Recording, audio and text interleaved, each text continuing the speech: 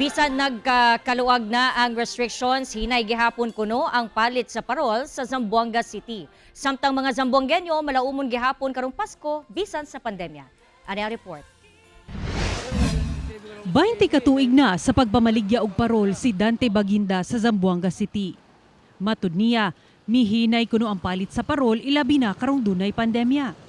Gani tibok adlaw na kuno siyang namaligya apan 150 pesos ra ang iyang kita. Mahina tayo parolo, di mahina, malisot. Pagka siguro may krisis ka siguro ba mga hintinaisin. Oo, pandemya por eso. Susama sabang sitwasyon ining magbanay nga nagahimo og parol matag tuig. Hinay gayud kuno ang palit. Maayo na lang daw kay dunay mangorder og dinaghan aron makabawi. Sa una kasi daghan mag-order. Karon kasi naman na mag-order pero itay-utay lang.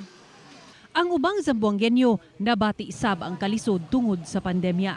Kumpara este anyo, mas syempre mas triste ara pero po na lang syempre kita mga dekorasyon para sinti kita alegria na pamilya.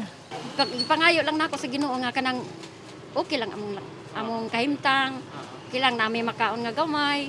Hinuon, dunay uban nga malaumon gihapon bisan sa pandemya. Bisa lockdown, okay lang Japon ang trabaho, malipayon lang Japon. Alegre siyempre.